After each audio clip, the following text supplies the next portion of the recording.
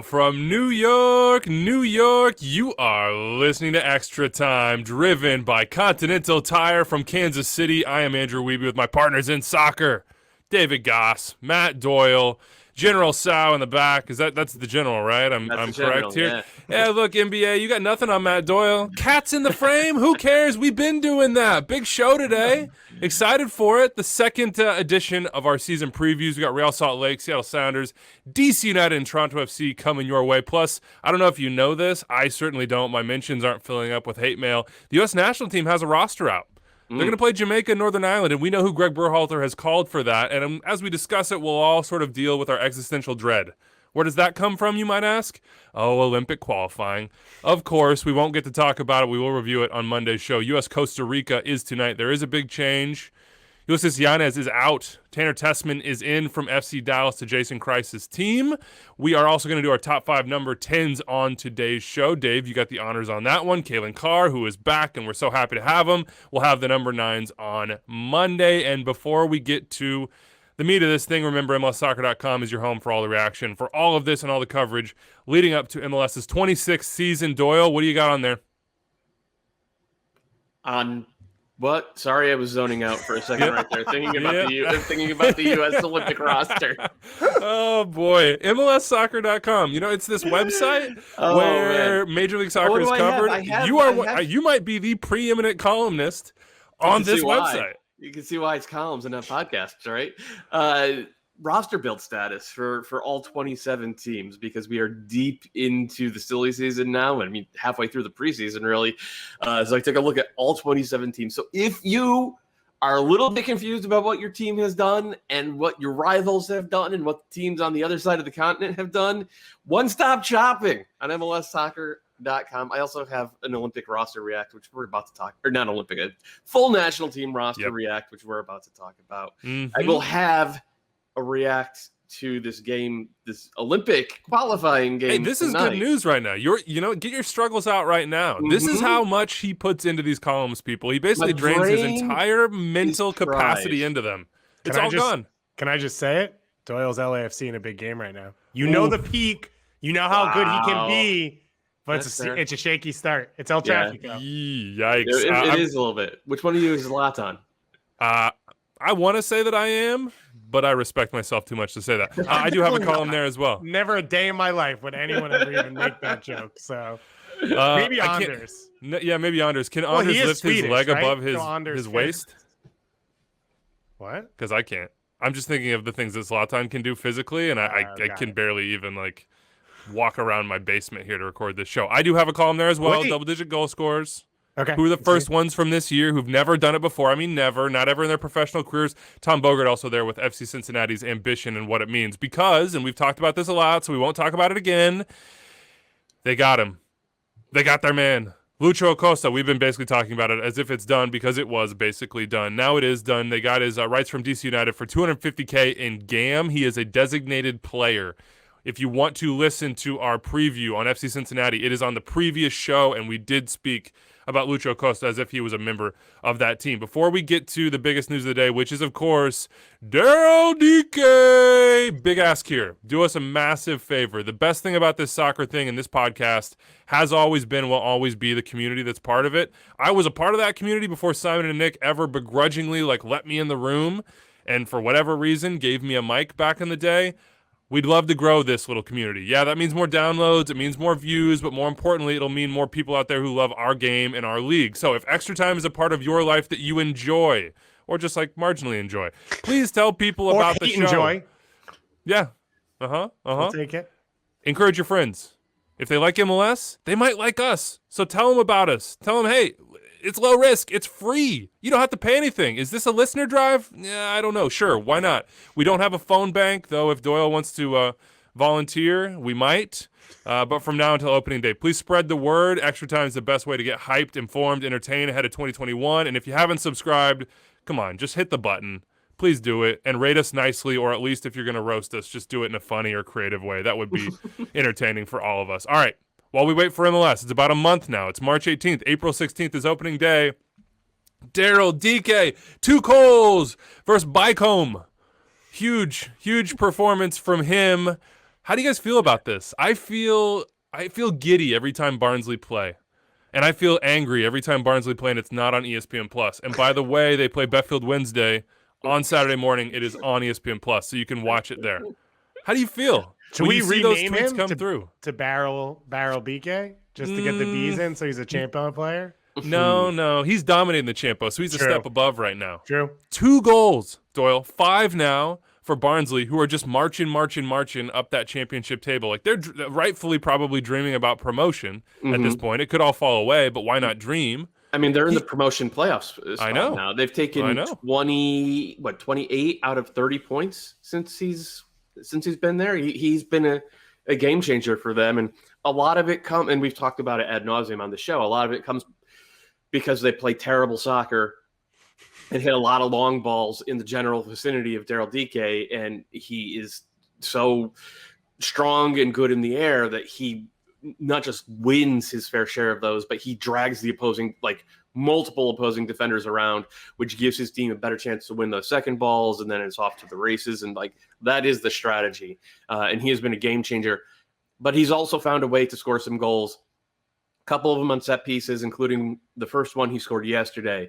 But then that second goal was so good because it was like a BWP goal. BWP scored probably 30 goals for the Red Bulls. That was so similar to this because it was a recycled set piece, I think. No, I think it was a throw from deep. A throw. You're right. It was a recycled throw, and the Wickham.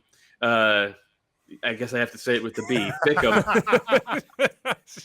couldn't clear it all the way, and as they were pushing up, Barnsley sort of were playing actual soccer, and Daryl made this great run sort of across the box up and towards the ball to shift the opposing left center back out a little bit to create a little bit of a gap. And then once that gap happened, Daryl just drifted back post and then sprinted hard toward the spot. And it was a great cross, but it was a Rally Wright Phillips goal, much more about just being smarter than the defenders rather than being bigger and stronger and better at soccer. So it was my favorite goal that he scored so far. And obviously if you're an Orlando City fan, you're probably of two minds because it's got to be a thrill to see this kid just dominating the championship, but it's also he's not coming back.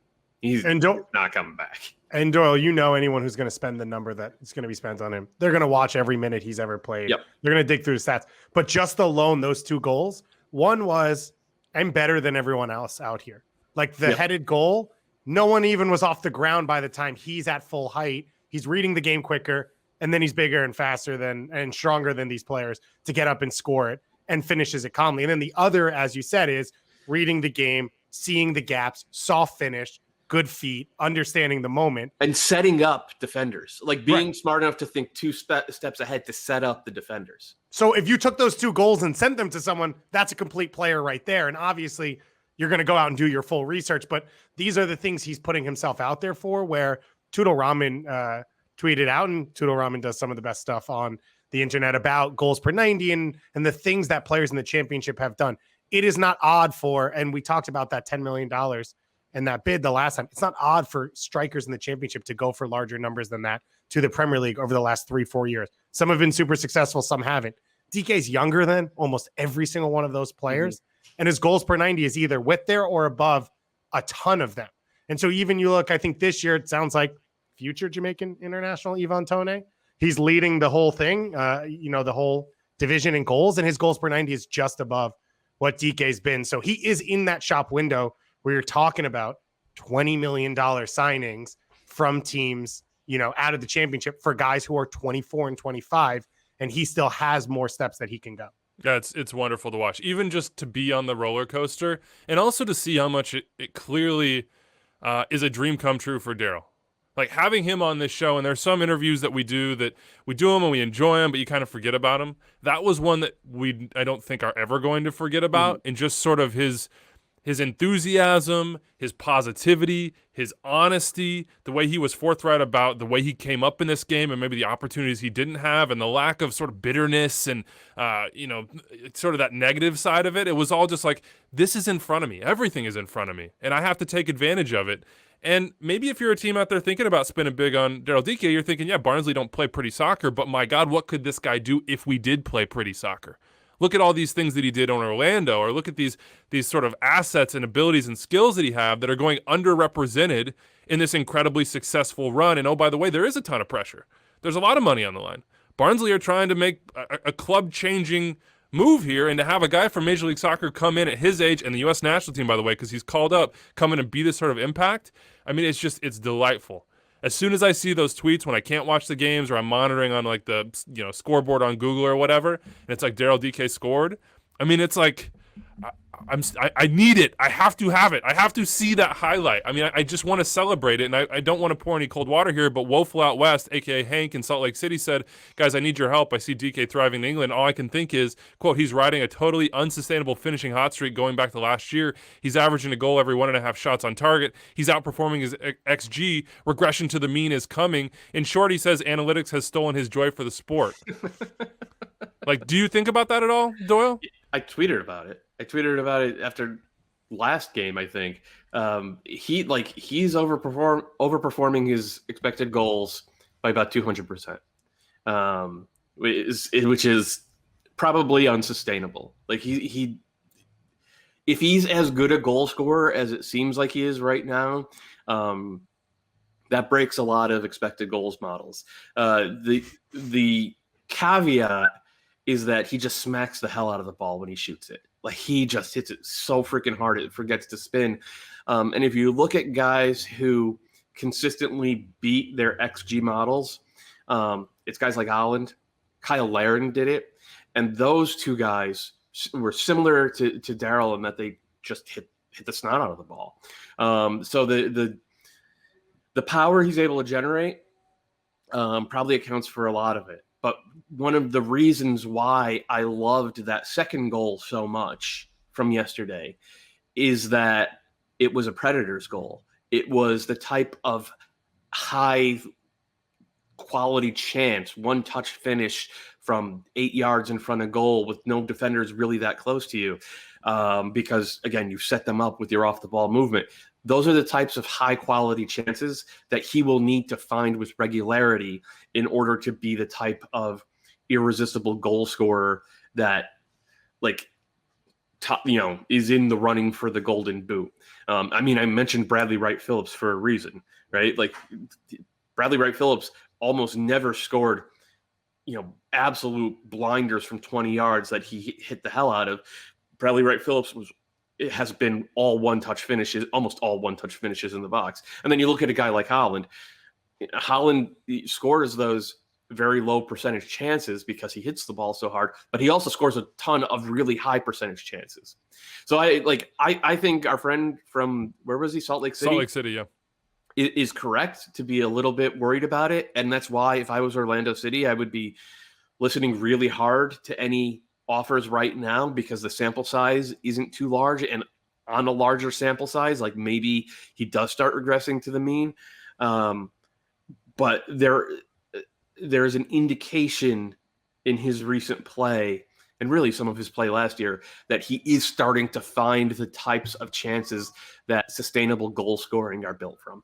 But Doyle, isn't there also the space where he's not this goal scorer, but he does so much more? He's not runs the end line. If he's not scoring, he's irrelevant in the game.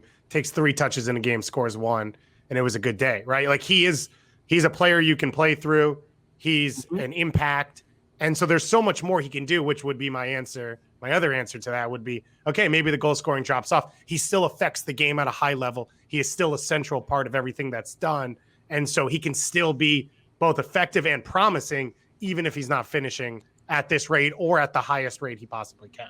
The flip side is, I know the models are sort of king and data is king, and you have all these different chances that are going into this, so don't try to beat it. But he's so young in his career. I think Ian Dark would like you to explain to him who adds the unexpected goals. So keep that Well, in mind. the answer is Daryl Dike, right?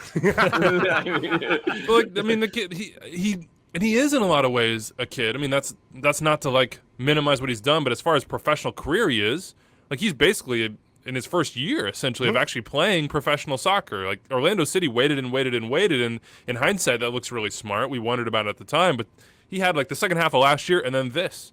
So we just don't know with Daryl Dike in a lot of ways. Now, I just want to throw it out there because we can't spend too much on this every single show. We're turning into an FCC and Daryl Dike podcast. I don't hate it, but I do want to just throw it out for you, the Daryl Dike watch for the next month. As I said, on Saturday, ESPN Plus, Betfield Wednesday, then betting on the 2nd, Buttontown on the 5th, Biddlesboro on the 5th, Boventry on the 17th, and Buttersfield on the 21st. This so is the biggest dad move Weeby's I made. love in it, man. such a long I just time. can't help it. It just makes me Took a laugh joke every and single time. slammed it into the ground. I think this joke is about like 15% as funny as Weeby thinks it is. Is it? I would it agree. bad? Now, here's an actual B. Bright DK, of course, his brother. I got deep into African players in MLS because we had a conversation for something we're going to do in December. So I spent 2 hours on it.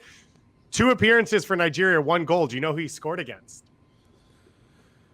It was, wanna say it was a one of big the bigger team. European teams, right? Yeah, I want to say it was Italy. Yeah. So there you go. That's the Legend. legend that you have to follow. Sister All played right. in the World Cup. Big time family. I usually ignore Anders, but I'm not going to this time. He says move on, and now we're to the producer and Anders reminder of the day, so it's good timing. We do have a new show coming. You said something in December. We have a new show coming. It will be released as a podcast and on YouTube per normal. Club and Country is back under the Extra Time banner and Continental Tire banner. We're recording that first episode after the 2-game international window for the U.S. national team, so it'll probably come out, week of the 29th sometime, basically summing up what happened in those games. Got some good interviews for you, looking around Major League Soccer, setting the states from an international perspective for the year. We're happy to do that every single month. Ecstatic even. It gives us a lot more time to dig in. Let's talk about that U.S. national team roster now, though. March 25th against Jamaica, March 28th against Northern Ireland, both those games in Europe. There are 26 players called in. You've got Brooks, Cannon, Richards, Adams, Reyna, Sargent, and Weah all leaving after that first game for quarantine reasons. That still leaves a good roster back behind for that Northern Ireland game. But I want your reaction here, Doyle, as people maybe go refresh themselves with the exact names on the roster at MLSsoccer.com. What are you thinking as you see Gregg Berhalter's most recent group? The first thing that jumped out at me was like, this is going to be our first chance to see Christian Pulisic in a year and a half, almost. Well, the last time we saw Christian Pulisic was that 2-0 loss to Canada in the Nations League way back in October of 2019. And we're not just going to see him. We're going to see him with something pretty close to what we all think is the first choice 11, other than Weston McKennie, who was given this camp off because he's been nursing a hip injury. So I'm pretty stoked about that. Pulisic has had a struggle of a year with Chelsea. He does seem to be settling into a super sub role, which I am completely fine with. Like if you're an attacking sub, like an attacking super sub for a top 3 team in the Premier League, a top 8 team in the world, that is fine. You do not need to be playing every single week, but we do need to see him start getting more reps with this first team, especially because the way the U.S. plays, especially defensively, has changed in the past year and a half. They press more. The wingers come inside and become more playmakers rather than out wide and trying to beat guys off the dribble. And so it's different, and that is the big takeaway for me. Obviously, I'm excited to see Chris Richards as well. We did see him last camp, but now he's a regular starter in the Bundesliga, which is a huge box to check.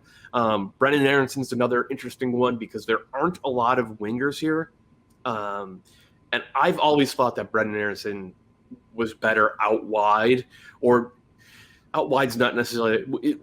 Brendan Aronson has always been better when his responsibilities are more linear, when he can just push the opposing line back, go between the lines, rather than have to interpret space and control the tempo. That's when Brendan Aronson's at his best, and that's kind of the role he's playing now for Jesse Marsch out wide. In a 4-4-2 or a 4-2-2-2. And I think that's very similar to the winger role for Gregg Berhalter's national team. So I think we're going to get to see that as well. And the other takeaway is just with the way the team's constructed, we might see kind of a 3-6-1 in the second game. Something where there's no true defensive midfielder, something where it's two guys sort of like sharing the job. And we've tried it before under Berhalter and it stunk, but that doesn't mean it's not worth trying again. Specifically because you need more than one club in your bag if you're going to get through World Cup qualifying. And like, what happens if Tyler Adams isn't available? Jackson Ewell can do that on his own against some teams, but like, what if we don't have Tyler Adams from Mexico? You're not going to play Jackson Ewell as a lone D-mid versus Mexico. So we're going to see, I think, some wrinkles in that second game. I'm excited about all of that, even though I am sort of bracing myself for the fact that it's not going to be pretty. Can I ask you this, Dave? What do you think Gregg Berhalter wants to get out of these games? Because I put out my, I would like to see this 11 on Twitter via the Extra Time account, and we can slag that later if we want. Because ETR's boy, Daryl Dike, was not in that 11. He wasn't, but I want to give him the start in the second game, man. Yeah, some guys are going home. Some guys are going home. We give Sargent his chance. He's been scoring goals. What should Gregg want to get out of this particular camp? Because this is it before Nations League. Yeah, so I think for him, it's building culture is one, right? And we've heard so much already, a lot of it with Yunus Musa, of the group getting together for the first time in forever. And for some guys, the first time they've ever met with the Wales-Panama game, and then how much it's meant and how much they've stayed in touch and all those things going forward. And then I think, to Doyle's point, we saw them finally put everything together versus Wales, where we'd been so excited, but none of them had gotten on the field together. And there was good moments, but it wasn't the exact performance we wanted. And Panama was a bit of a different game. So I think you're looking for a more cohesive performance in this first game from this group, where a lot of players will know their roles better. They'll have talked over the last few months about what they need to do, how the system works, what they can bring to that system. And so can you do it on the front foot against Ireland and finish and create some opportunities? And so I think it's just that slow progression, that next step. But you have so many pieces in here that are going to be starting in that Nations League or the Gold Cup, whichever one is considered more important. It seems like the Nations League because of timing. And I think also you could get the whole team in for Nations League, and you have them there for a couple of weeks. It's after the European season, and it doesn't cut into their preseason. Right. And honestly, it doesn't cut into their downtime. So these guys will need rest. And we talked about this when we had Gregg Berhalter on. The focus is World Cup qualifying.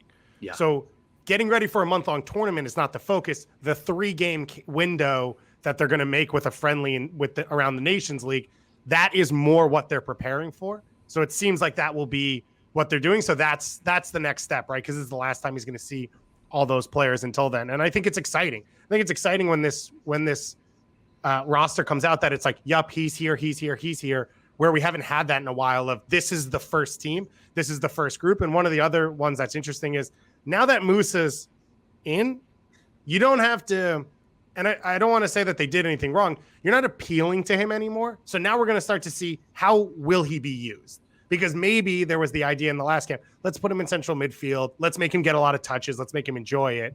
And now it's, what does he do for this team going forward? And he's going to be huge for this national team because of, I think, one, his versatility and his ability to affect the game in a lot of ways from a lot of different places, especially with the pieces the U.S. has, because Doyle talked about all these, different players.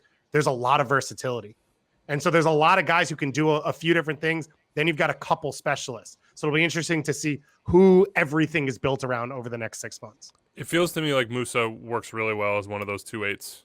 Yeah, I don't think he's a winger at all. Yeah, I think that's where he's at. And I think if Weston's here, you would see the Musa Adams Weston midfield. And we haven't seen, we just haven't seen like these guys together all that much. Jamie Hill tweeted this out. He does a great job with this stuff. Pulisic, McKinney, and Adams.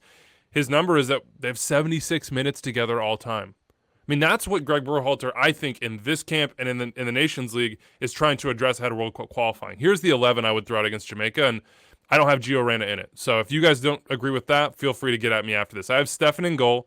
I have Dest at right back because I still think that Dest's primary position and his abilities, you need to find a solution to let him be there. So I'd have him at right back. I'd have Richards. I'd have Brooks in the middle. And I'd have Robinson at left back. Give him reps. See if he's making jumps forward. See if it can work. I know defensive cover might be an issue, but that's why you have Tyler Adams at defensive midfield and Musa and Lletget for me in front of him. I know people get mad about this. My God, my mentions, the Gio Reyna hive is very, very, very strong. They accuse me of hating Gio Reyna. I accuse them of not seeing the world for what it is, which is a world where Sebastian Lletget can do a hell of a job for Gregg Berhalter, has proven it and might be a better option. In fact, I think a better option in must-win games right now than Gio Reyna is. Tim Way on the right wing, Sargent up top, Pulisic on the left. A lot of that is, hey, these guys are going to be leaving, so they got to start. I personally just don't think that Gio Reyna has to start. I think he's an incredible weapon off the bench. And I just think Sebastian Lletget has proven to Gregg Berhalter that he can do all the things that he needs to do and is, at times, a game changer in that position. But we have talked about for months that there is a difference between playing El Salvador at home and Mexico on the road. And the U.S. needs to have different pieces for all of that. And I would say Gio Reyna hasn't been starting for Dortmund, and so I wouldn't say that he has to start in this game. But going forward, your best attacking team has Gio Reyna in it, and there will be times when that is the group that you do need to use or should use for some matchups. Can I ask this, though? I know that you don't, Doyle. Can I ask this? I don't actually think Gio Reyna for Lletget would be the move. I think it would be Gio Reyna for Weah. Yeah, I'm fine with that.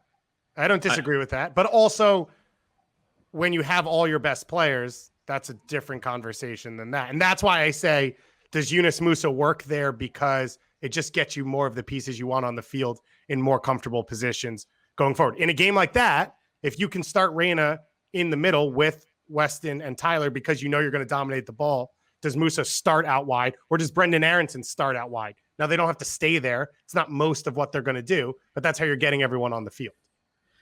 I understand what you're saying, Gasman, but I kind of disagree with some of your rationale. But in the end, it's all moo. I think the guys who have to leave after the first game are going to start the first game. And that probably means Cannon at right back and Dest at left back instead of Anthony Robinson at left back and Cannon at right back. It certainly means Brooks and Richards. And it means Gio Reyna is going to start somewhere. He hasn't, like you said, he hasn't been starting for Dortmund. He hasn't been productive for Dortmund. He had two or three goals and 4 assists in his first 6 games, and he's had like 2 goals and 1 assist in his subsequent 27. They've been playing him a little bit in central midfield, a little bit on the wing. He hasn't been productive in either spot. That's fine. He's 18. He's a talent. I'm with Weeby. If we had a must-win game tomorrow, he probably doesn't start. But this is not a must-win game. This is a friendly, and this is a chance to get reps with the first team, and he's clearly on the track of being a first teamer. So let's see, like, whether it's at wing in place of Weah or whether it's in central midfield, where we didn't see him last time as one of those free eights in place of Lletget. We're going to see him from the whistle at one of those 2 spots. And I'm fine with that. And you're probably right. I tweeted that. I said, look, I'm probably wrong about this, but in my mind, Weah again, is also leaving. Okay, then my guess is that it'll be at the 8. We'll see. And let's see him there. I think he's played more often there for Dortmund than he's been played on the wing. better out of the middle, I would say. So he hasn't been great at either. Look, but out of the middle, he can kind of have more runners off him to make decisions and slip passes where that's the problem, isn't it? Yeah. But he knows where those spaces are. It's just releasing the ball at the right time. Yeah. But I'd rather put him there than out wide where you saw in the Wales and whatever game, he's not comfortable running at guys with a ton of space. That's not where he's at his best. So I wouldn't try and find those opportunities for him. And this is probably all moot when Weston McKennie's there anyway, because Weston McKennie will just play there and Sebastian Lletget won't. But my thing is, it's all about World Cup qualifying and it's about the Nations League. I think Danny Leyva might start out in there and push Weston. We'll get to that later. Okay, that's a good reminder. Season preview time. Let's go. Let us know what you think about the U.S. national team. We'll talk a lot more about that leading into those 2 games. We will also, of course, have that Club and Country presented by Continental Tire coming after, a full podcast just about national team stuff, bunch of mail, interviews, whatever you want to be in that show can be in that show. So hit us up, 401-206-0MLS, extra time at MLSsoccer.com. It is the season preview time. We're doing 4 teams. We're doing Real Salt Lake. We are doing the Seattle Sounders, DC United, and Toronto FC today. Here is the Producing Anders bonus reminder. Let's see, quote, it's 10 to 12 minutes per team, Weeby, 10 period, 2 period, 12 period, minutes period. Okay, I'll try to stick to that, Anders. Here we go, Real Salt Lake, their 2021 season stakes in a haiku. Who will take ownership of the club and on the field? Who's here for RSL? I mean, thought like they that? were supposed to be 2020 review haikus. No. I changed them. You weren't paying attention last time. It's we don't want to look back. We want to look forward. Okay. 2020 is Got so it. strange, and it just Sounds like doesn't- Weeby couldn't figure out how to write that I haiku. was so he no, just I was changed super it. skeptical of that, but then you really brought it home with that last line. That was pretty Yeah. good. You like that? Who's here for Yeah. RSL? Yeah. Do Yeah. you believe? That's the question about this year. Who believes? And Who just believes stand up enough on your to feet. purchase the club and take them into the next stage of life, whatever that may be? And who believes among this squad and in this team? I mean, we talked to Tony Beltran, and you kind of heard. Is trauma the right word? Kind of is. You kind of heard the trauma of the last year internally for Real Salt Lake. And it's not just the last year. We know based on all the reports that it is longer than that. So that's kind of what this year is trying to grapple with and push past that trauma. They haven't made a bunch of big signings. We knew they wouldn't. But can this team, can Freddie, can they get together and like band together into something and do it as underdogs? That's really what it's about. And in the process, does somebody step up and take them into the next stage of life as a new owner? Key signings, they've got some. Anderson Julio came in. Ecuadorian kid, was at San Luis in Mexico. They'd wanted him before San Luis got him, but they picked him up on loan, I believe, here. Rubio Rubin is in. Bobby Wood is what we keep hearing for the summer, though I still don't think that's confirmed, but it's basically confirmed. And then they got some homegrowns in. Anybody you like on their key signings, or how do you feel about the state of the roster, Doyle? I'm not here for RSL. They played some pretty brutal soccer last year, and I think the most discouraging thing was none of the young players got better. In fact, you could argue a lot of them got worse. Anderson Julio looks like he has a profile of a guy who might be a starter in this league. He's not a sure thing, and he's not. I would be surprised if he was like an all-star level, let alone like best 11 or something even better than that. I was just thinking like, give me 5 and 5 and we're good, Yeah. Rubio Rubin is an interesting reclamation project. He's never he's a former U.S. youth net, and I think he has like a half dozen Whole national team. And he scored for fun at the youth levels in DA, but never translated it as a at the professional level anywhere, even in Holland, even in the second division of Mexico. Then he started playing for Landon Donovan in San Diego in the USL last year, and he was just banging in goals left and right. So he's 24, 25 years old. He seems like the exact type of USL player you'd want to take a flyer on. But this is a team that didn't make the playoffs last year, and they lost their identity in terms of being a team that develops and plays their kids. They lost for the second year in a row a legend in Kyle Beckerman. The last year was Nick Raimondo, and it's hard to point to a single spot where you're like, this team relative to the rest of the Western Conference is stronger than almost anyone, other than right back, Aaron Herrera. So Doyle, let me try and bring a little bit of light to you, or whatever it is, which is for all of the off-field things that went wrong with RSL. One of the other issues of their top-down leadership was a win-now mentality with a group that was not capable of winning. And now you have a team that I think has an understanding of who they are and where they stand. And does that give Freddie Juarez the space to play kids and develop players, because they all know where this roster's at in terms of the rest of the league?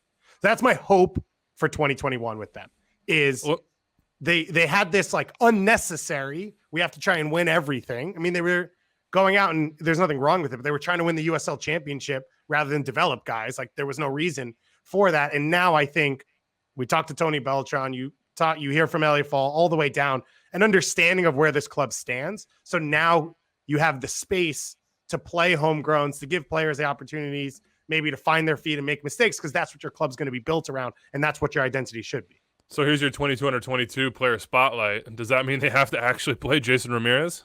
I mean, very likely it's a hefty portion of the fault for Jason Ramirez not playing falls on Jason Ramirez, and some questions about whether he was ready physically and mentally for it. And that's fair, and I don't fault the kid at all in a pandemic season coming in to a new environment in a club that's in complete disarray in a lot of ways organizationally, and just it not happening for him. But he was, I believe, a young DP.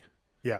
was Jason Ramirez. I mean, that was a bet. That was a big bet. So he is the 22 player to watch. And I would add more on this, but I haven't seen Jason Ramirez play. So I'm not sure what he's going to be. I think that's a huge question for this year. We have seen Albert Rusnak play. He's the star spotlight. He's probably going to go to the Euros this summer, TBD. Seems to be a lot of questions about the Euros too right now. But is he the star? Who is the star? I mean, yeah, right. It's gotta be Albert Rusnak. He's the DP number 10, and we've seen him have some really good moments in the past. I'm not the biggest fan of his, but like we know he can occasionally be a match winner. If he gets it going well, that will help.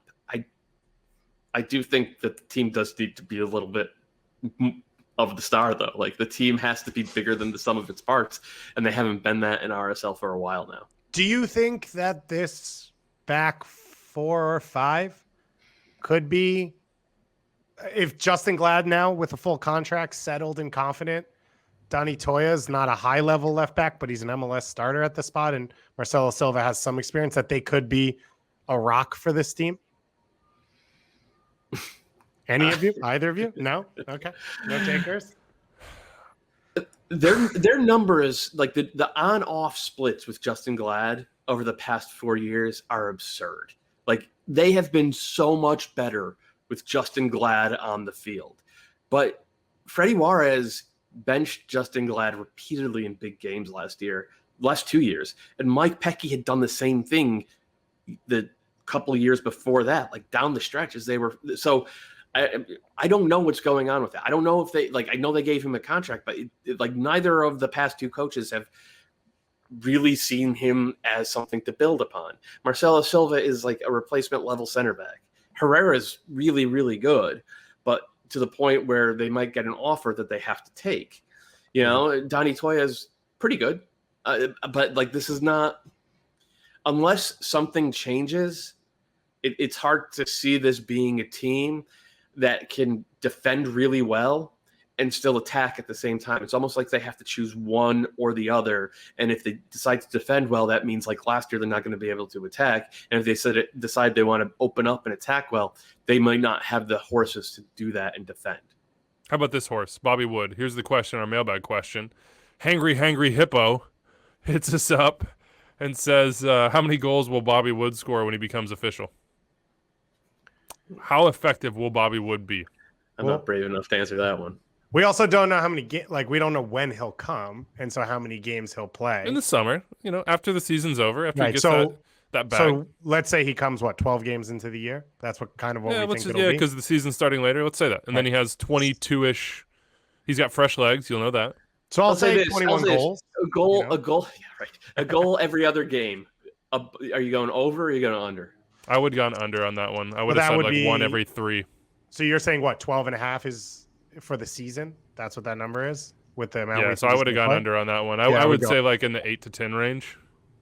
And I don't think that would be bad. I think that would be pretty good production. It'll be tough too because Douglas Martinez. He's not going to play 24 games. Like with the way the schedule is sort of backloaded and his injury history, you're not going to play him, Saturday, Wednesday, Sunday, week after week after week. Give me 8 goals, Doyle. Give me 8 goals. I'm coming out here right now. 8 to 10 goals for Bobby Wood. Okay. I'll be the hopeful one. I'm here for RSL. Stand up on your feet. Shout out loud. Real. All right? All right? This is fine meme, the big weakness, concern, pitfall. What's the fire surrounding the dog drinking coffee in this case? Everything. We've already talked about it, right? It's just there. Yeah, the uncertainty of the organization itself. But the fun side, because I don't think we should do the fire meme because it's just it's reality. Cruel. It's cruel. It's not as much fun when it's real. But the other side, the give you the pitches. Yes. And I think I did it for, what was the teams we did last week where someone would be scrappy? Whatever. I've said it about Montreal a bunch, but it's a group there. Everyone questions them. Freddie Juarez gets everyone on the same page. They're scrappy. They're competitive. And for the people in that market, I think, one, we can go to games and everything works out. They will respect that style in that group and support them. And it's one of the best atmospheres for an MLS game in the league. And it's one of the best markets for an MLS team in the league in terms of energy and relevance when they have big games or when they have games. I think all of that can happen with this group That doesn't mean they're going to be an MLS Cup contender. It may not even mean they're in the playoffs, but I think it could be an enjoyable 2021 for their fan base. Yeah, I think us against the world has to be the rallying call here. Like, insular. Like, it's just look at each other and play for each other and hope that it works out and hope that you're coherent in the way that you want to play. All right, here is the prediction time. My prediction is they're not going to make the playoffs. The odds, the talent gap is just far, far too large. So my hope for RSL is right where you're at, Dave. I hope that they go out and they're just like, screw it. Nobody expects anything of us. We're trying to find some sort of stability just as a club. Let's just do this for ourselves. And they have a lot of guys who are sort of like reclamation projects, as we've said. And a lot of guys like Herrera, they're just sort of like grit your teeth and I'm going to mess somebody up. I like that. And I hope that it works out for them in a way that they can do themselves proud. But I don't think they're going to make the playoffs. Yeah, I'm with you. I am also there. Okay, well, we'll end that there. But Real Salt Lake, stand up on your feet, all right? We're here for you, all right? Here we go. Seattle Sounders, the 2021 season stakes in a haiku. Dynasty, new goals. Stay at the top, Sans Morris. They invented this. Invented being in the playoffs. Invented being competitive. That's what it's about. Steve Zakuani says they got worse this offseason, but for the Sounders, worse is still better than most teams. Mm-hmm. So they still got Ladero, they still got Rui Diaz, they still got Roldan, they still got Steph Fry, they still got a good center back pairing, and they still have a better team than most teams, even without Jordan Morris, even without making big signings this offseason. So for Seattle, it's just about doing what they always do, which is keeping that standard high. They might not be a supporter shield team, they might not get back to MLS Cup, but they are going to be certainly in the upper echelon of Major League Soccer, and that's what 2021 should be all about for them. The big signings here, João Paulo, permanent deal for him. Kellen Rowe, he's back home, baby. Freddie Montero, same for him. The legend returns. I'm reading straight off the rundown, and Anders definitely put that one in. What do you think about the haiku, Doyle, and the signings, and what 2021 means for this club? Not your best haiku. The signings are kind of funny because they brought in Kellen Rowe, Spencer Ritchie, and Freddie Montero. That's all they've done this offseason. Kellen Rowe and Spencer Ritchie are from Seattle. And Freddie Montero's in-laws. Seattle. Yeah, but look, you know what? The dog park is going to be legendary this year. Clearly. It's going to be legendary. But I mean, that's part of what they've done really well is brought in guys who want to be there and don't rock the boat. And everybody knows it's Ladero's team and Rui Diaz's team. And everybody, and even as great as Jordan Morris was, you saw him he would defer to those guys as well, and that's not going to change with or without him, and with or without these newcomers. What might change is the formation. I suspect that Brian Schmetzer is delighted to have Freddie Montero because it means he can start Montero and Rui Diaz up top in a 4-4-2, and you play Ladero inverted on the right, and you play Rowe inverted on the left, and Roldan and João Paulo in central midfield, and then you don't have to play any of the kids because he's not been a coach who develops young players. He's just not really in his bag, and this gives him a lot of good veterans as their primary look, and I don't think it's going to be enough to make the Sounders a championship team. But we all know the Sounders don't make their moves until the summer anyway. Yeah. So it's almost like, okay, is this going to be good enough to keep their head above water for the first 3 months of the season? Yes. All right, then let's table all further discussion until the summer transfer window. And in that way, it's perfect for the Sounders because you are going to have, as you said, just by function of the season starting on April 16th, a backloaded schedule. Right. We're going to get that summer transfer window much quicker and with fewer games to sort of see what's up, but also drop points than in normal years. Yeah. So the Sounders, in a lot of ways, it's this is who we are now, but you know how we do this. We'll be somebody different in October. And I would say it's rare for us in these conversations to say we trust an MLS team of what they're going to do, but with Seattle, and I'd say Toronto's in that territory as well. So two of the teams we're going to talk about today, you're not worried about where they're at in March, April, and May. You know that they'll figure themselves out in September and October and be ready to play. And Doyle, I was actually surprised. Again, I'm an amateur at this, don't know what I'm doing, but playing on the second spectrum numbers, Freddie Montero's creative numbers are actually better than I realized. And a lot of that was with Cavallini, when it could be, which fits into what he would be asked to do here. He's not going to stretch the back line. He's not that speed option. Can you drop in underneath? And can you play that final ball off to Rui Diaz as he splits center backs or gets into the channels and all those things, which, as you said, you already know Brian Schmetzer likes him and he wants him and he likes experienced players and developed players. And I think that fits pretty well with him. And if it's not him, it's just Will Bruin and they're just smashing people up front. Right. And you're just using those wing backs to get forward and throw balls in. And if it drops because Will Bruin runs through someone, then Rui Diaz pounces on it. And if it doesn't, Will Bruin meets it in the air. And that's kind of what it's going to be for Seattle the first few months. And it probably works out that you don't have crowds. Like there's not an atmosphere where there's an expectation of a style of play for those first few months. And then, as we've said, you start to find what this team really is going through the summer. Is it a bad omen that the siren rolled through right as we were guaranteeing basically that they were going to go make a big move in the summer? Like, is that a bad omen? We're big on omens here, and I don't know if that's a good omen. It does feel like things are a little more tenuous than they have been in a long time for Seattle because, losing Leerdam hurts. Obviously, losing Morris hurts. He won them games by himself, Jordan Morris did, but Svensson is the big one. Gustav Svensson in 2019, I would argue, when he was available, he was the best. He was the best defensive midfielder in the league, and he also functioned as a backup center back as well. And like that guy was such a great safety blanket for half a decade almost, and they have not replaced him. I assume they're going to, but even for a team that's generally as shrewd with their signings as Seattle are, it's not going to be easy.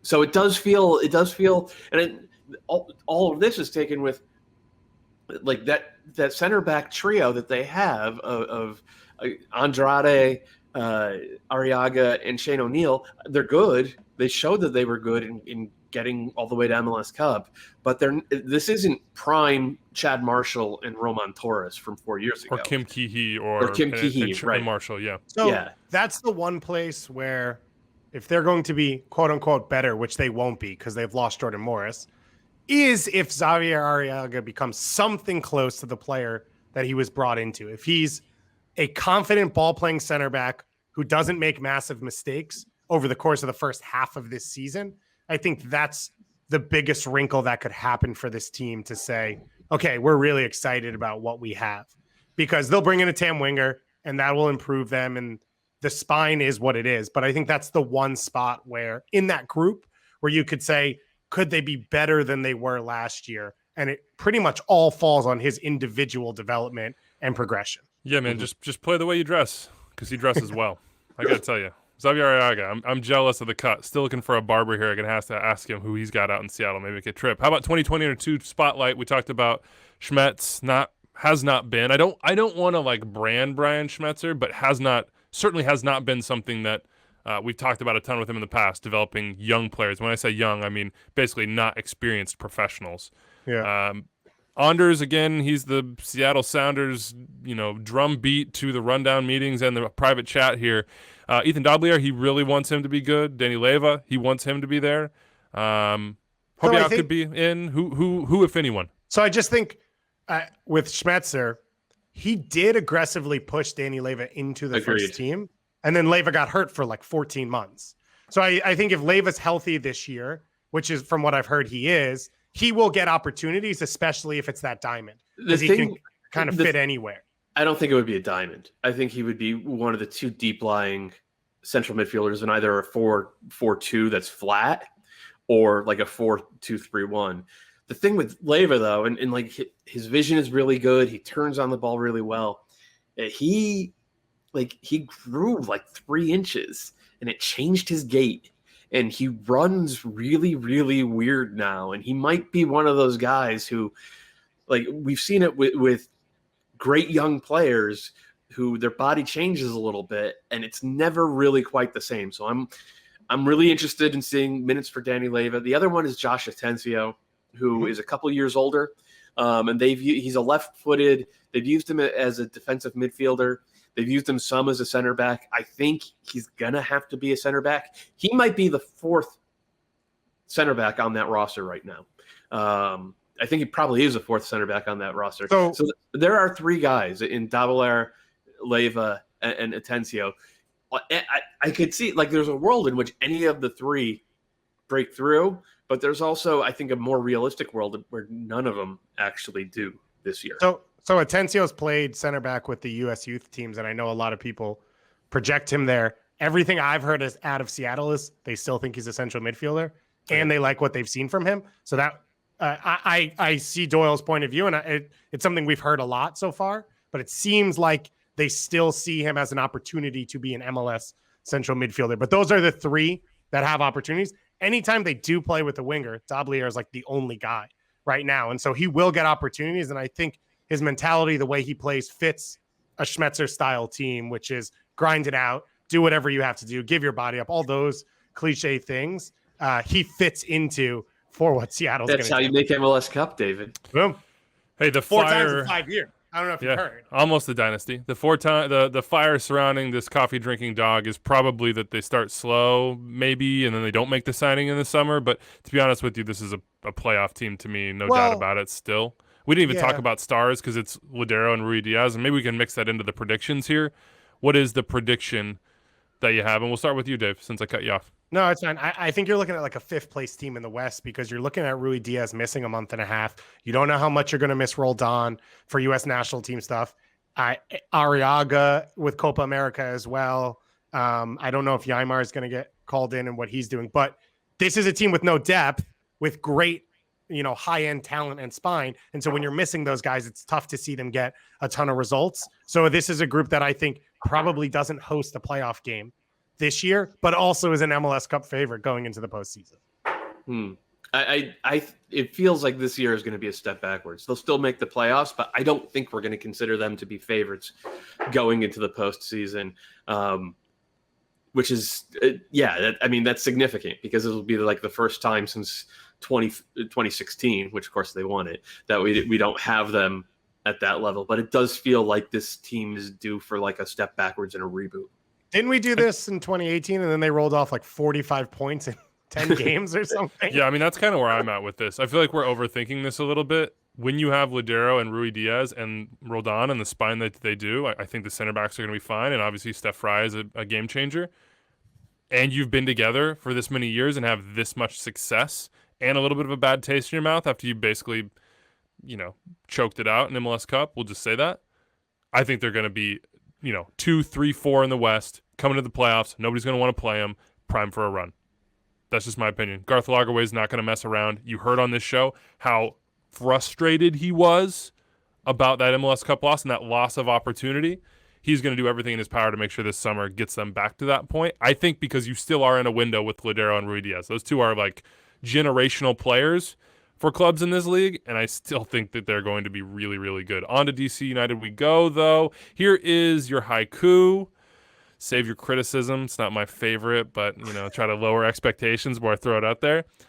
Benny, legend. But it's time to get vertical. Can Hernan get more? In a lot of ways, it's the same team. Not a lot of change here for DC United. We talked a lot about last year how much we liked the roster, liked what we thought they were going to be, liked their potential, didn't like what actually happened, and obviously that led to a big, decade. I'm not going to say decade in the making. Just there was a decade of continuity there with Ben Olsen, and it was time to make a change. I think Benny felt that, and the club felt that, and they went out and got Hernan Losada, and it looks like an amazing hire. All the optics of it are just so encouraging. It has got to be so fun to be a DC United fan this preseason as Hernan Losada gets mic'd up and is just like really seeming to vibe with his guys and connect. And obviously they're not showing you the moments when he's frustrated. He's only happy that Griffin Yao is banging in goals, and so is Flores. But like Hernan Losada feels like this breath of fresh air that DC United as an institution needed. Just like a little bit of a change, a new face, an innovative guy, somebody who's got a ton of energy. And I'm also here for him posting inane parts of his life on Instagram stories. Like if you want to see what coffee Hernan Losada is drinking, he will literally show you. Like it's all pointless, but I want that behind the scenes. It just feels like there's energy with DC United. I'm just not exactly sure what that energy is going to be translated into on the field results-wise. Yeah, there's energy and there's talent. again, this was a roster we liked. There's a lot of pieces that are good. There's not one high-end player that's going to carry you or, can do the things maybe a Reynoso can do or a Nico Lodero. I think Edison Flores. Wait a minute. I mean, Flores did that for Monarchus Morelia a couple of years and ago. I think he can be. Zelarayan, we're going to get into the tens conversation. I'm in that in my head. I don't know that Zelarayan did the things that Lodero and Reynoso do individually by himself, and he was a fantastic signing. Flores can be that. He can be a legitimate game changer. He can be a match winner. There's a level of carrying a team by yourself that I don't think he's going to do, and I don't think DC needs it or wants it. But you look across this roster, and you're comfortable with the starters in pretty much every position, and you're looking at 4, 5, 6 guys who you didn't get anything out of last year that should be high-level players. I mean, you're talking about Julian Gressel, who was one of the best, play or assist man in this league, and you got 0 from last year. And then you look in central midfield with Canals and Moreno. You look at Flores, you look at Ola Kamara, and then whatever other 18 Argentines are going to come in, whether it's Lucas Rodriguez or Yamil Assad or someone from 2013 that they find to pull back in. All of these players are players that can be effective and match winners in this league. And I think what you look at with Losada, and you mentioned it, energy of just having a focus. How are you going to win games? Setting up in a way in which you're going to dictate the way games are played, which DC hasn't done. I don't have an endpoint on that date. DC hasn't done in a while.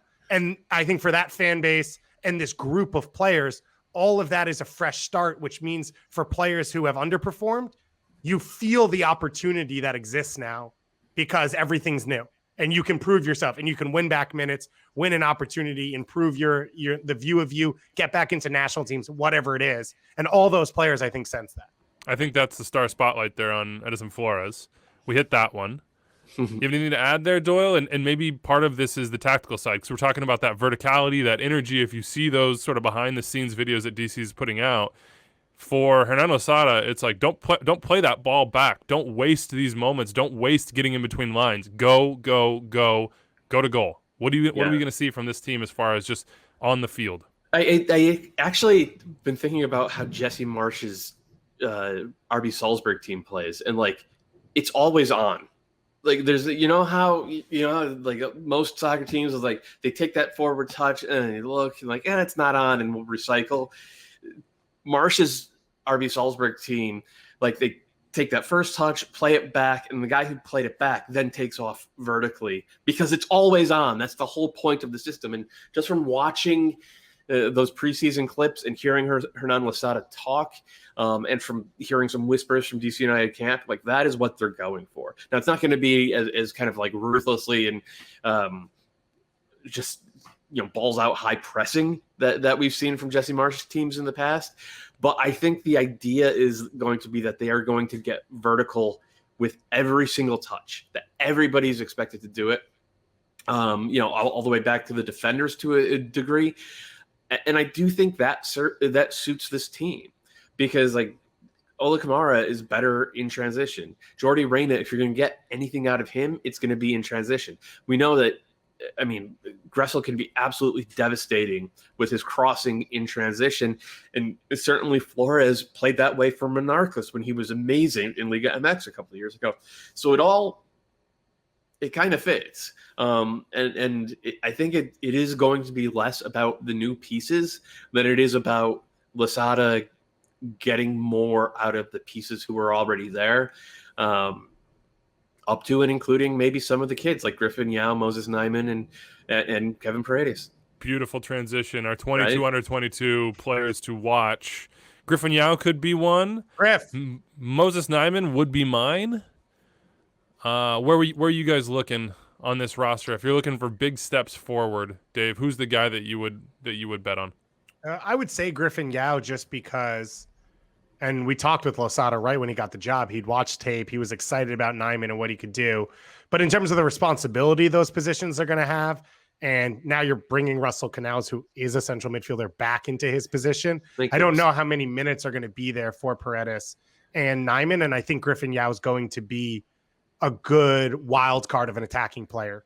Can play as the second forward, can play a little out wide, number 10, whatever it is, off the bench, getting opportunities. And so I think he's going to slot in pretty well into what Losada wants. And Losada knows in the conversations that he had in getting hired that this wants to be a team that develops players and sells them. And so there is a level of responsibility to showcase these young players. And so I think Yao is the one that they're going to continue to try and develop and push forward. All right. Mailbag question. This one's coming in from Andrew_Weeby on Twitter. We didn't get one on DC, but I have this question. What is Julian Gressel going to be this year, Doyle? Because a lot of what I've seen in those, again, we keep going, like, it's like, we're wandering in the desert. No, I'm just kidding. But we don't have much to go on here. We don't have much to go on here. But a lot of what we've seen in those videos is the desire to get it wide early and then play that like whipped ball in across the box, whether on the ground or in the air, to players that are, as we said, crashing on goal, going vertical on it, and having a back line that's running backwards with you. Julian Gressel, as we said, seems like a great guy to do that. If you can find him in those transition moments with his head up in some space, he will put it on people. I mean, can we get back to an Atlanta Gressel? Or he was devastating doing exactly that for Tata Martino. It's a big reason why Julian Gressel was traded for as much as he was and was paid as much as he was, because in that particular role, he is elite. And it does seem like Grana's approach is going to play directly to that. And if it goes with a 3-5-2, then wow, Gressel, can I just pause here? Did you just throw out a Hernan Grana? Yeah. Did I say Hernan That Grana? was incredible. God. Only the I biggest thought nerds maybe among my us. I internet- couldn't. I had to. Yeah. I was like, oh my God, you just tossed in a Hernan Grana I, of reference. course, meant Hernan Crespo. No, if Hernan Losada goes with that 3-5-2, then Gressel gets to play wing back, which is his best position. So it checks a lot of boxes. Like if you wanted to have like a bounce back player of the year, because it's not really a comeback. I don't believe in giving comeback player of the year to guys who are just bad. I think guys who are injured deserve it. But what's that? Shout out Ben Ben Bear. Yeah. Anyway, A return from trash award. I think, but if there's like a bounce back, Ben Bear bounce back player of the year award, then like Gressel would be a good one to bet on, because it just seems to fit. It just seems everything that Losada's talking about and everything that he's done in the past in terms of formation and principles of play just seems to fit Julian Gressel. So let me just throw this little wrinkle in, which is Steve Birnbaum just got surgery this week. It's a 12 to 15 week recovery, puts him back around June and July. And I was excited to see him in this formation and him be one of these players revitalized, because he's been so good in this league. And I think they've really done everything right with him in terms of his timing and his contract and all those things. Do you play still 3 at the back if it's not the 3 you want? Or do you practice it and hope that he's then ready to come back when he gets healthy? It makes it a little bit messier, I think, for Losada and what he wants to do. Now, I would say the first thing Losada is trying to do is imprint his principles in the way he wants the game to play. The formation is probably not the exact thing he has to get through to this team.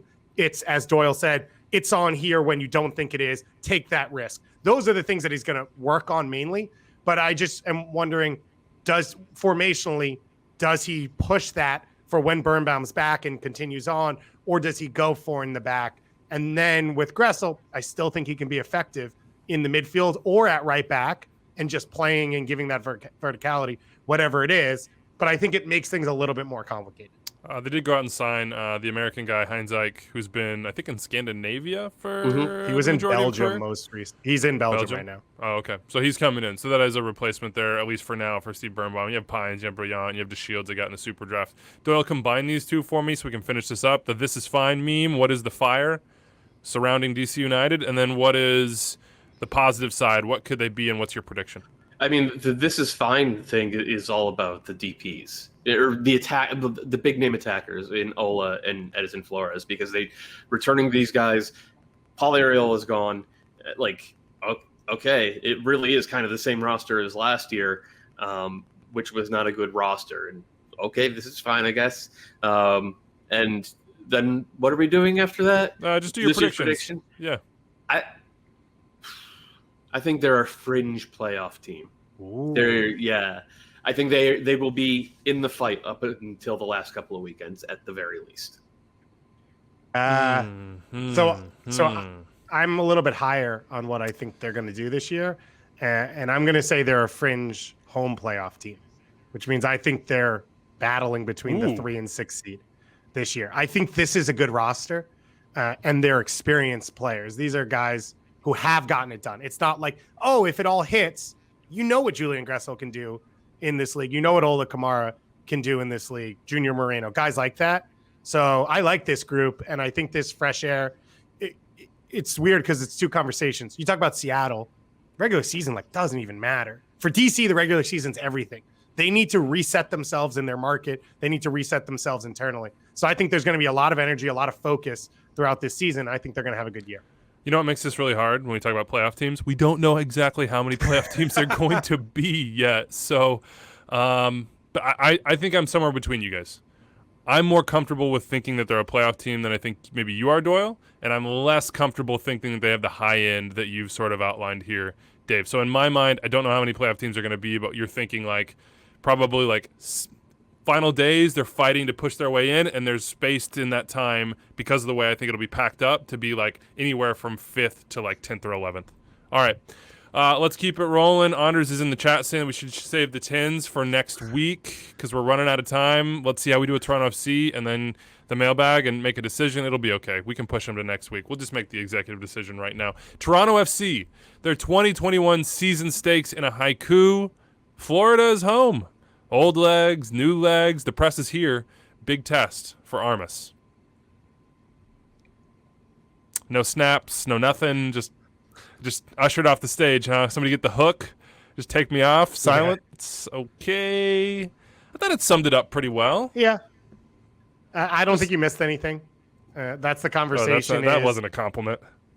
The conversation is, well, I don't know that the art is that great here, Weeby. It's MLS. Okay, fine. Get it out. Turn us to Toronto FC. The resident. There's a few conversations. One is, what does Chris Armas bring to this team? A large one is, what's left in a few of these guys. The three that come up every time we talk about this team is Josie, Michael, and Omar.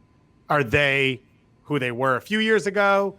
Can they find some place in between, or are they completely done? And a lot of what this team's going to be kind of relies on this. There's a chance that this is a really good team this year, probably better than they were last year if it all works. And there's another chance where it all falls apart and they don't have enough minutes without those three guys I said, if they're not healthy or able to play, to be able to be a high-end team like they've been over the last 5-6 years. Not really signings to talk about here. Mm-hmm. You got a homegrown, but that's really it. Chris Armas was the big signing. Like a new signing. Yeah, turning the page from the Greg Vanney era. Who is the star of this team? It's Alejandro Pozuelo, no doubt about that. And Doyle, that really is what so much of this is based around. He is he's the planet that everything orbits. He's pretty spectacular. Yeah, it was enough to almost get this team to a supporter shield win last year. That's pretty, they were in there right till the last weekend, and Pozuelo was that good. But he won the MVP. He's the Landon Donovan Most Valuable Player, the defending MVP. It doesn't feel like the setup around him is necessarily what it could or should be, right? Because if Michael Bradley is there, Michael Bradley is not a defensive presence anymore. So then you're putting a ton of work on whoever the third central midfielder is. If Jonathan Osorio is out there on one of the wings, Jonathan Osorio is really good, but he's not a goal-scoring winger. He's not a guy who blazes through the lines and creates space. If you have a number 10 like Pozuelo, you want wingers who will create. Just think about how Minnesota's played last year in the playoffs with Molino and Finley going vertical every single time.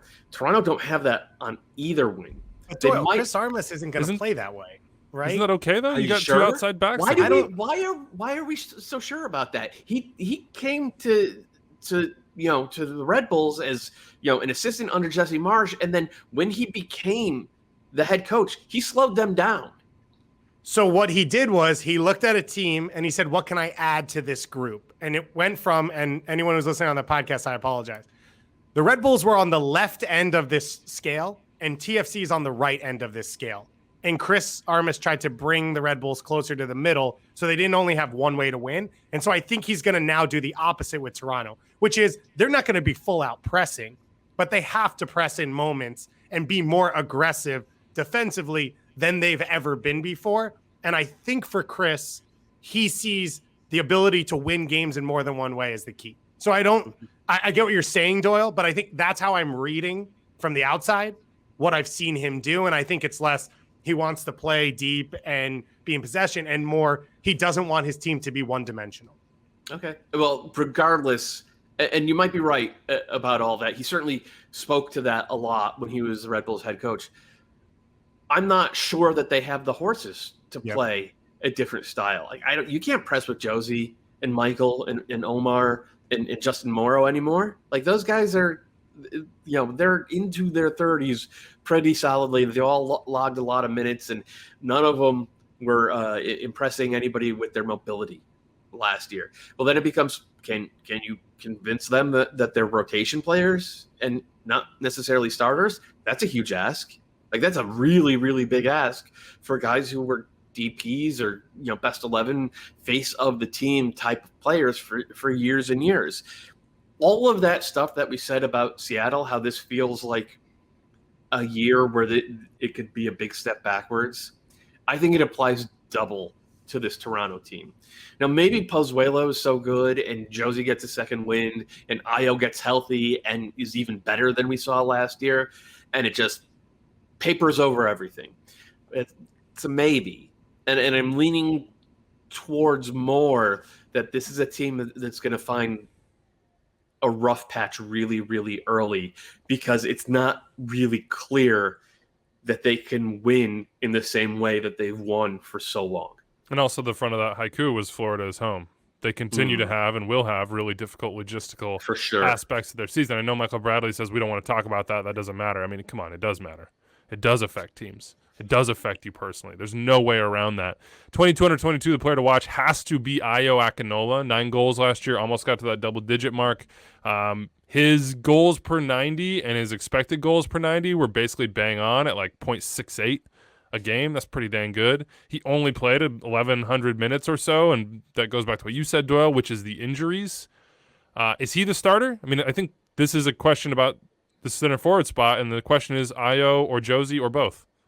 I mean, he's not even training yet from what? Oh, really? Yeah, from what we I thought he was heard. with Canada training. What happened? No, Something happened with he left the Canada camp back in January very early. He obviously wasn't called for either the U.S. or Canadian U23s for Olympic qualifying. And then, when asked about it, Jason Christ said there was a medical issue, and when expand upon that, Toronto have not been, understandably, completely clear. But the last we heard, which is about 10 days ago now, they were waiting for some more tests in the middle of this month, and hopefully get him into training then. So I don't think this team will go into the year with Ayo Akinola as a centerpiece, even though by the end of the year, he very well could be. And it'll be interesting because, so one, we all know that the expectation was Josie wouldn't be on this team. From Josie, from Toronto, from us, and now he is. But the other thing is, I think he wants to play for the U.S. still. I think he wants to be a piece of what's going on. And he knows he has to play at a higher level and be healthy to do that. And so that's the part where I think at this point where we're at with the windows closed in Europe and fairly unlikely that he's going anywhere, I think everyone gets together and says, how can we make this work for all of us?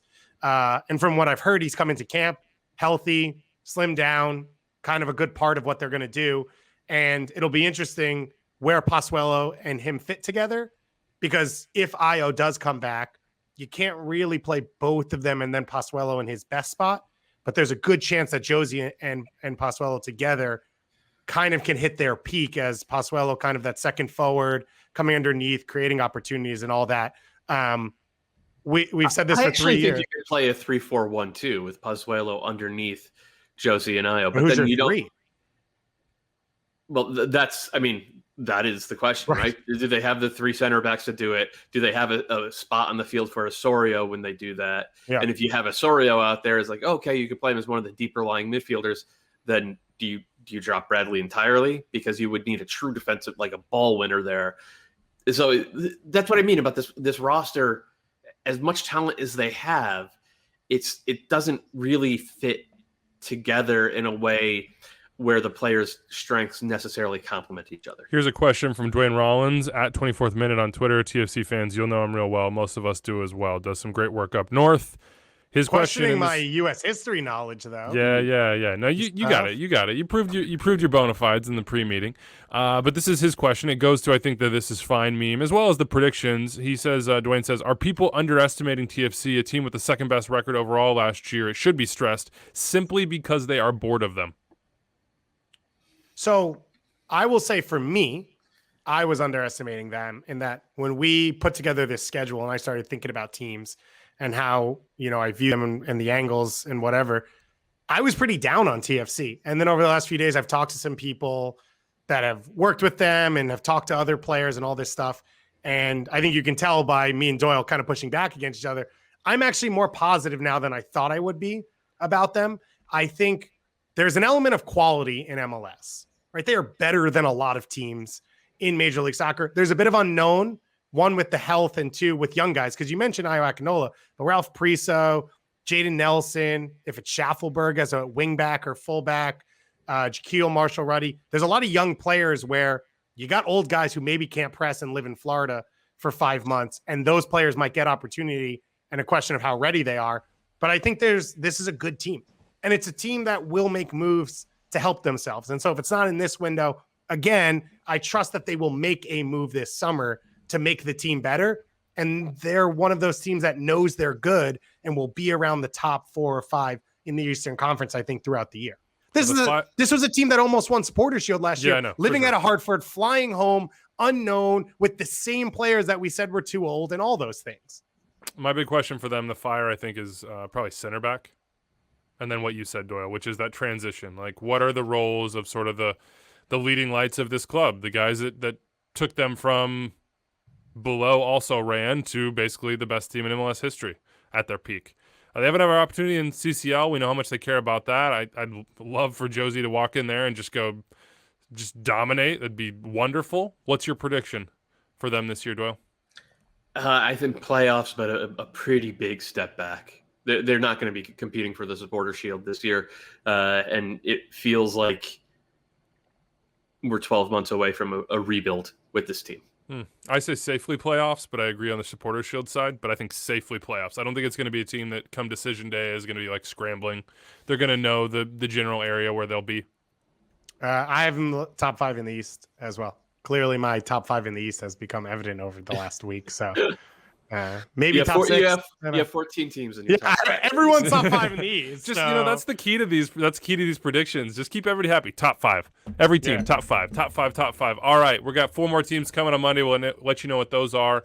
And of course, hope we all have a good Thursday night with the U.S. Olympic qualifying team. Mailbag 401-206-0MLS. I'm just going to read these and we'll get them out of the way. We got a lot more in here. We're thinking about doing Mailbag on Spaces to get to everything we miss. Also, I believe tonight you guys are going to be on Spaces talking U.S. national team. So if you listen to this before the game, you'll hear that. I am going to get poked. Going to have my vaccine. So I'll miss out on the pregame show. I will hopefully be there for that postgame show with you guys. Here is Sim Leota saying, Keaton Park's better than Darlington Nagbe. Are you kidding me, Doyle? All the respect I had for him built up over the last decade has completely vanished. He is now on Ben Bear level. That is a low blow, and I will not allow it. Gass and Weeby, please keep some semblance of sanity on the pod. I refuse. And then Hank again in Salt Lake City, who's got some good emails coming in.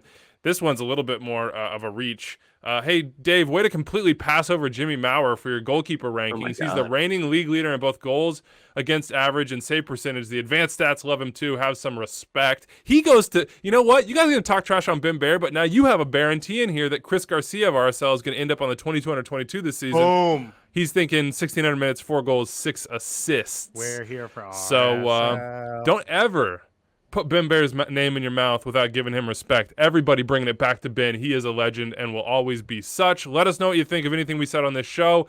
We will be back on Monday. Enjoy your weekend, everybody.